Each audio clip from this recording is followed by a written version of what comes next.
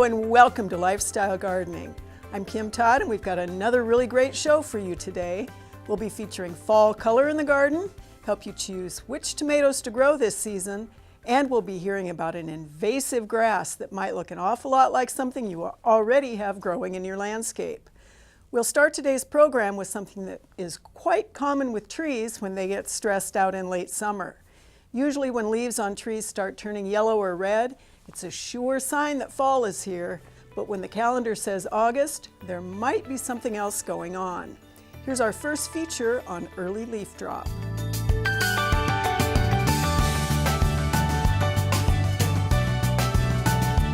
We get a lot of questions in late summer, early fall about trees that either lose their needles or begin losing their foliage pretty early. So I want to talk a little bit about 5 particular different species where we see that happen with great regularity. Let's start first with ash, green ash in particular. One of the upsides of that genus is ash trees do lose their foliage early.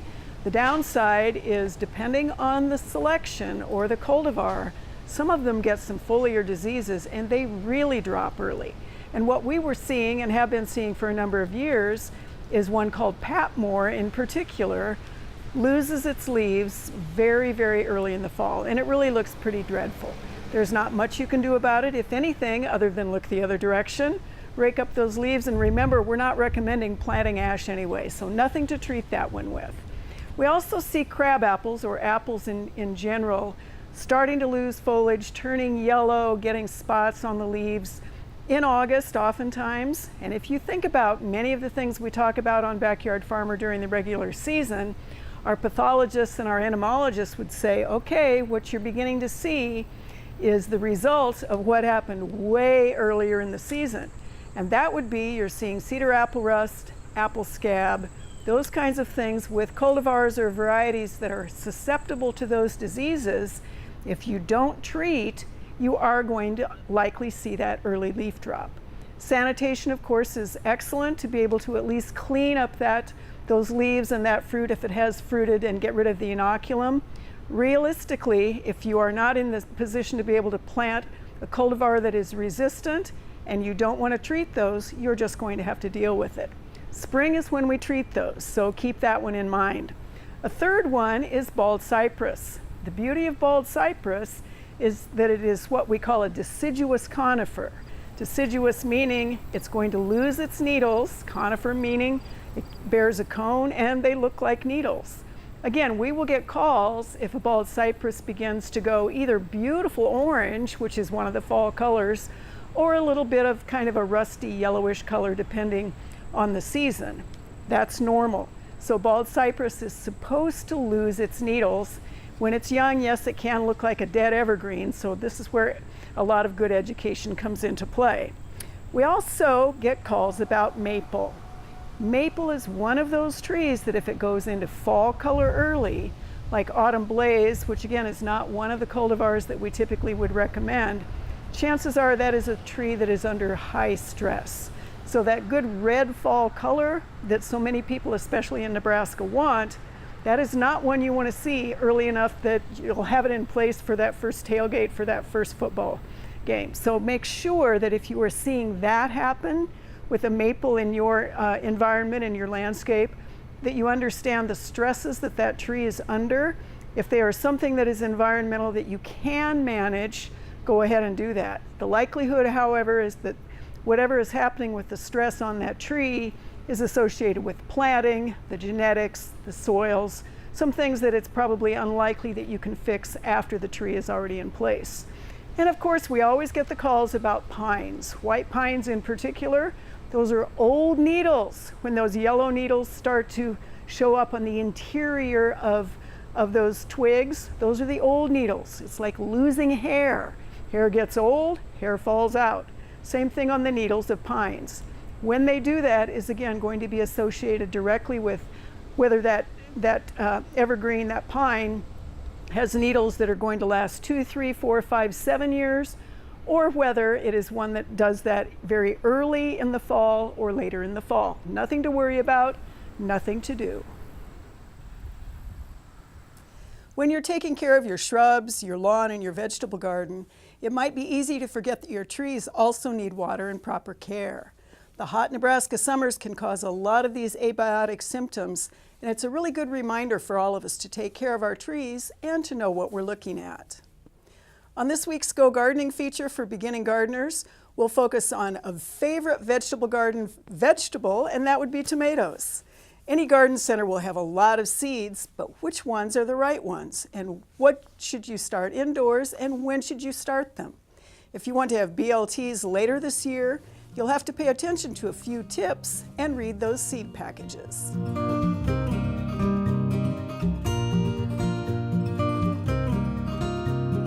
This week in our Go Gardening series, we want to focus on America's favorite fruit, or is it a veggie? We're talking about tomatoes. This is one of the most asked about vegetables that we have on Backyard Farmer on the regular show. So if you want to learn to grow a tomato, what do? It's actually pretty simple. It's one of the easiest vegetables to grow for the home gardener. You have many choices. If you want to start your tomatoes from seed, you can certainly do that. A mistake people make is they start them way too early. Then they get lank, then they get leggy, then they get unhappy, and then they're hard to transplant into the garden. So pay attention to your frost-free date, because tomatoes are a vegetable that absolutely does not like temperatures, and that includes soil temperature in particular, that are too low. If you plant way early in the season, they're just going to suffer. So typically we say 6 to 8 weeks prior to that last frost date for the area in which you live. Start them in a good media in the greenhouse or on your windowsill. Watering is essential. Turn them, make sure they get enough light. An easier way for people who really don't want to go to that trouble, or they're just not interested in it, is go ahead and buy seedlings that have been started by somebody who knows what they're doing. In other words, one of your local garden centers, or somebody who provides good tomato plants. Again, planting them in the garden, you can do it early, but we really don't usually recommend that. Now, one of the cool things about tomatoes is if you pinch off those lower leaves and you either lay them flat or you dig a big deep hole, they will actually root along all those locations where the old leaves were. So you want to make sure you have great soil. We talked about soil earlier on in our Go Gardening series. Good soil, amend that planting hole so that that tomato plant has a lot of nutrients. Check your spacing. Make sure that you give it enough room, because some of those things can get humongous in the garden. Go ahead and plant when the soil temps are right. They need 6 hours of sunlight at least a day to be able to fruit and flower appropriately. So if you're in too shady of an environment, you're not going to be able to get tomatoes to grow. You want to make sure that as they are growing, you are very consistent in your watering practices. We see a lot of disease issues, particularly associated with blossom end rot later on in the season. If one week they're wet, then they are dry for 2 or 3 weeks, then they're wet again. So make sure you are consistent in your watering practices. If you want to use a starter fertilizer to begin with when you put them in the garden, that is a good idea. Then we also take a look at what are the fertility needs as they are fruiting, and then later on. So when they're about the size of a golf ball, if they are one that gets big, or if they are about maybe half maturity size, you want to go ahead and fertilize. Same thing after you make that first harvest. Most tomatoes need staking or caging. We use the words determinate and indeterminate. Determinate means they're going to put on all their fruit at one time. You pick and you're finished. Indeterminate, they grow, they flower, they fruit, they grow, they flower, they fruit. So the cages need to be substantial and sturdy and hold up to our winds. You want to watch for diseases and insect pressure, because we do have pretty significant issues with some of those. Tomato hornworm, whiteflies can be a problem, early blight, late blight, some of the leaf spot diseases, some of the viruses you cannot do anything about. So what you want to make sure also, if you're choosing your tomato plants or your seeds, if you are concerned about those issues, choose plants or seeds varieties that are indexed to be resistant to those things. And if you're growing heirlooms, you're likely going to be dealing with all of them. So enjoy the process of planting those tomato plants in your garden or starting those seeds, and certainly enjoy the fruits of your labor. You've got a lot of choices when it comes to tomatoes, but if you stick to the instructions on the seed packet, pick disease-resistant varieties, water and care for them consistently, there's really no reason why you can't get great tasting tomatoes. And of course, pay attention to insects and diseases. Shifting gears to our landscape lesson this week, we've got a little demonstration for you about trees on standards. What is a standard? Well, it's like a trunk, but you can have quite a number of different plants grafted on top of that trunk. Let's take a few minutes to show you what we mean.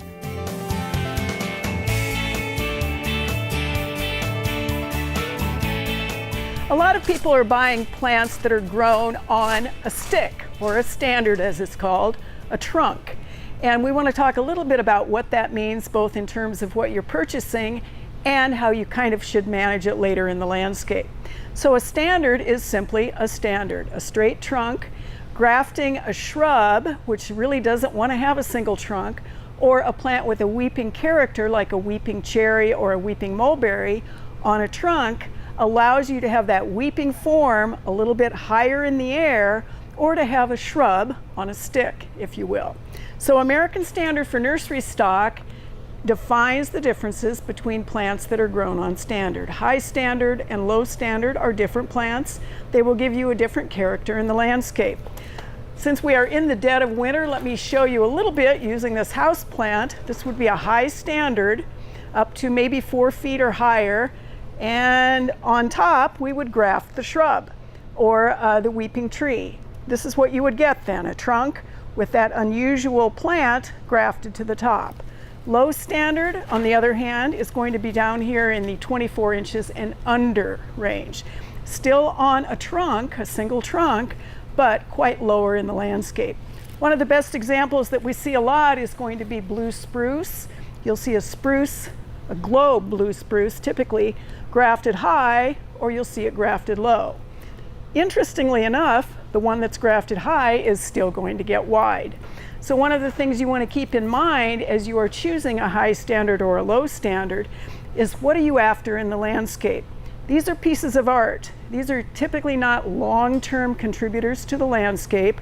If that graft union is weak, as with any other grafted plant, you are going to get some failure.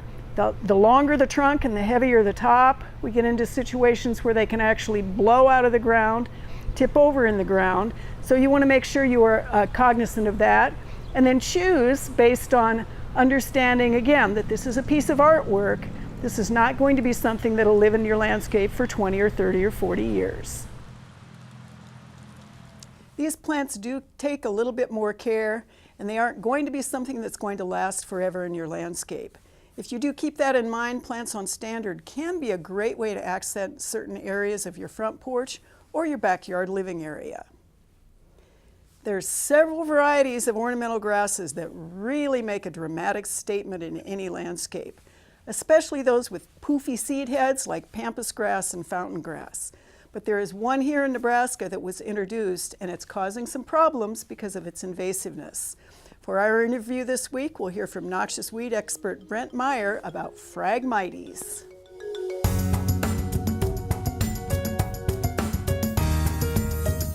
It's my pleasure to have Brent Meyer with me today, and Brent is the Lancaster County Noxious Weed Superintendent, so one would think he knows a fair piece about the weeds that are threatening to take over the state of Nebraska and perhaps the world. He's going to be talking today about phragmites, which is one of those grasses that is beautiful in the waterways and tends to be very much a thug. So Brent, what is the big deal about phragmites? Who cares? Well, Kim, phragmites is one of the most aggressive noxious weeds I've dealt with in my 25 years plus of working in weed control. It left alone will create a monoculture, and what that means is it will take out all the other vegetation along the waterways or in the riparian areas, and that's not good for the invertebrates, the fish, the small mammals, the deer that depend on that. It would also create a fire hazard in the fall. So this time of year is a great time of year to inspect for phragmites because you can see it. All the cattails and the other vegetation break down. But phragmites leaves its plume head on and stands 12 foot tall, so it's easy to see in the wintertime. So in your creeks and your drainages, those areas that you can't see in the summertime because of cornfields or leaves on the trees, now is an excellent time in the wintertime to get out and take a look and see and inventory your phragmites and map that for next year's control. So it creates a monoculture. It is a fire hazard. It impedes water flow. You know, the legislature actually funds a lot of the control work on our river systems just so we can deliver water downstream. All right, Brent, is there a native frag and a non-native frag, and does that make a difference in what people should be thinking about in their landscape or in their waterways? There is native phragmites and there's introduced phragmites, and people need to understand the difference. We don't ever want to take out native plants out of our landscape because they're supposed to be here. They were here long before we ever were. But the introduced varieties that came over in the late 1700s, early 1800s has completely taken over a lot of the landscape in the country. So we do a lot of training. People do want to know the difference between the native and the non-native, and we can help with that. So the non-native phragmites is the one that we're really concerned about, and that's the one that takes over the waterways and actually will close off the channels in the Platte River system or any river system. Very aggressive, and it's easy to identify them, but there's a lot of different characteristics that you've got to look at. You can't just look at the seed head or look at just the stem. You've got to be able to look at the entire plant to be able to make a determination whether it's native or non-native. We have some lookalikes in the landscape. Are those plants that we're going to recommend that people look at instead of using frag, or are there cautionary notes about those as well? There are, and that's one of the difficult things for our staff each year when we train our new inspectors, and for people to understand is there's a lot of grasses, and there's a lot of good grasses and very beautiful grasses to have in your landscape. And I kind of refer to a lot of them as clump grasses. Typically, if it's a clump grass, it's going to kind of stay put. But if it's phragmites, which is a rhizome grass, it's going to spread throughout the landscape, and that nobody wants. But I think most folks don't understand the difference. They'll go out into the wild and dig up some phragmites thinking it's a good looking ornamental grass and then plant it in their yard, and then pretty soon the weed control office is coming to call on them. So there's a lot of great grasses to plant in your landscape, and we sure encourage that. We've got some information on our website to help people identify between the good grasses and the bad grasses, and we want to work with people to understand the difference between those. Brent, what message do you want to leave our viewing audience with? What should they do either if they think they suspect it or they want it in their landscape? Okay, well, the most important thing is if you suspect you have phragmites in your landscape or in your waterways or in your fields, get it identified. You know, contact us at the Lancaster County Weed office or any county weed superintendent across the state, or your UNL extension agent. You know, they'll be able to help you out too. But get it identified positively, know what you have out there, and then we can begin working on a management plan. Again, if you aren't sure about what's in your backyard or perhaps on your acreage, you can always talk to your local extension educator or contact the county weed office. Alrighty, let's take a few minutes to answer a few of your questions. Send us your emails and JPEG pictures to byf@unl.edu. Our first question comes from a viewer who didn't tell us where she's sending this from, so in this case it probably doesn't hurt to not know, but we sure do appreciate knowing at least which part of the state you're sending a question from. She has damage in her landscape beds, great big holes with great big piles of soil around it, and then sort of these tunnel-like looking things, and she really thought it was a mole. But of course, if you've watched our regular show and heard Dennis talk about the difference between moles and voles and rats and mice and all those little rodent-like creatures, you probably are guessing this is not a mole. Correct. This is a vole and vole damage, and what she's seeing is really the tunnels and the soil collapsing into those little surface tunnels that are running along the ground because, of course, it was dry before we got our recent snows. So that's definitely voles, and voles, of course, can be really one of the banes of the landscape. Our second question comes to us from Elkhorn. This is a viewer who has an autumn blaze maple or one of the hybrid maples and has a lot of issues associated with it. It's showing some cracking on the west and the southwest side. It's showing some sloughing of the bark. It's not really very thrifty. He's saying that, you know, there's a little bit of chlorosis potentially in it and some crown dieback. It's not a very old tree. It was moved in 2016.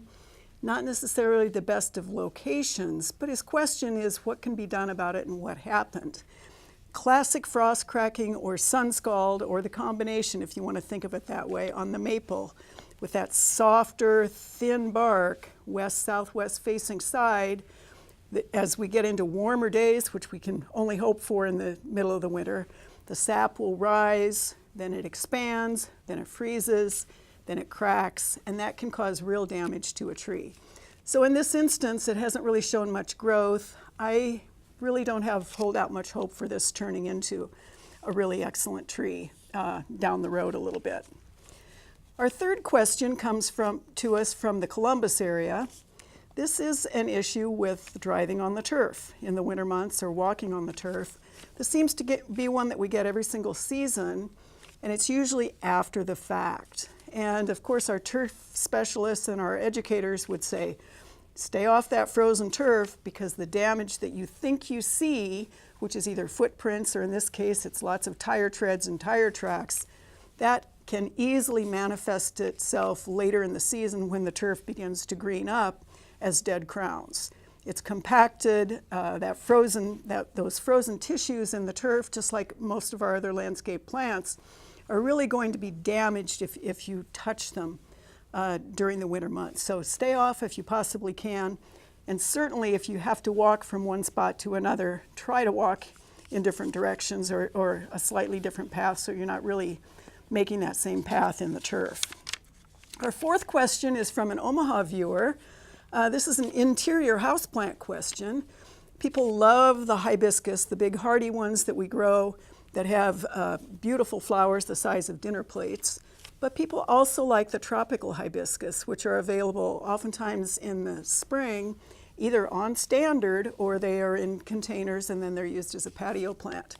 This particular viewer has had really good luck with her tropical hibiscus every single year, but she's noticed a lot of leaf spotting and yellowing and dropping, and was really concerned that this is a disease as opposed to something that is environmental. Well, in this particular case, our good pathologist Kyle says, yes, this is a leaf spot of some sort, and yes, it's probably environmental, and really sanitation is the absolute best thing to do. If you think about the drier air in a home, maybe it was in a location where it got a little bit of blowing off from the furnace, those kinds of things.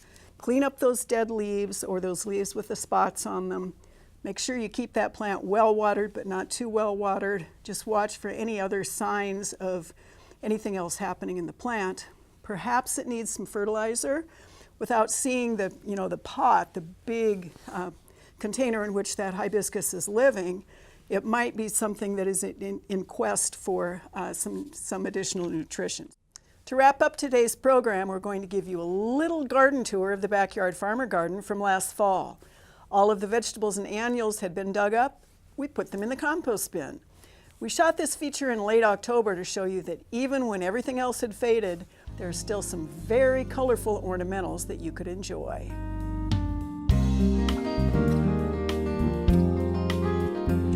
Late fall, late October, or into November is really a great time to look at your garden to see what actually still looks good.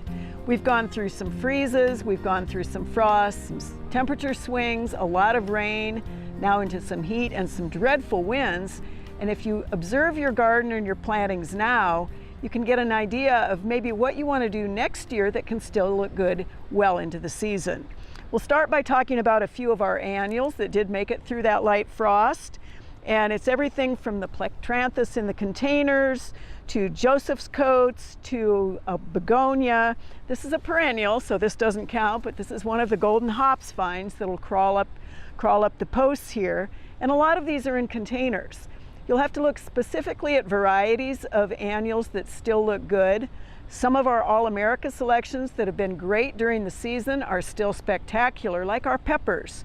Two of them in particular are just gorgeous with those little peppers sticking up that you can eat if you want to. Some of them are pretty hot. We also have the kale, or the ornamental cabbages, and our cabbages this year have stretched. They've turned into this beautiful purpley top. They're very lacy. They survived most of the onslaught of the insects over the summer, and they really will contribute until we get a very, very hard freeze. We've torn out a lot of things that didn't look good, and a part of the reason for that in the fall is to go ahead and do the soil preparation. So again, look at your annuals and your container plants in particular, decide what you want to use next spring. We're going to talk next about some of the perennials that are beautiful well into the fall. Perennials that have evergreen, evergray, ever purple, or ever chartreuse foliage, which means they last well into the winter months, are a great addition to the mixed landscape bed or to a perennial bed. You can look at some of the heucheras or the coral bells as an example. One of the lower sedums that's spectacular is the one called Angelina, goes into those chartreuse and then goes orange. And a real great surprise that we hardly ever see and we really don't talk about is a fall blooming crocus. We talk about all those bulbs that you plant now that'll flower in the spring. This one comes out as this beautiful, perfect breath of spring, pretty hardy, easy to manage if you don't forget where it was, and look at what that contributes to the late fall landscape. Finally, one of the things you want to decide is what you want to let stand over the winter months, or at least well into winter. The sedums are a great choice. These seed heads will dry and really contribute to the winter landscape. Of course, our good grasses can stand. You can see that we have a lot of things in the top of our rain chain that really have sort of gone downhill. Bugs have eaten them, the foliage has fallen off, they've gotten diseases. Better off to get those out of the way.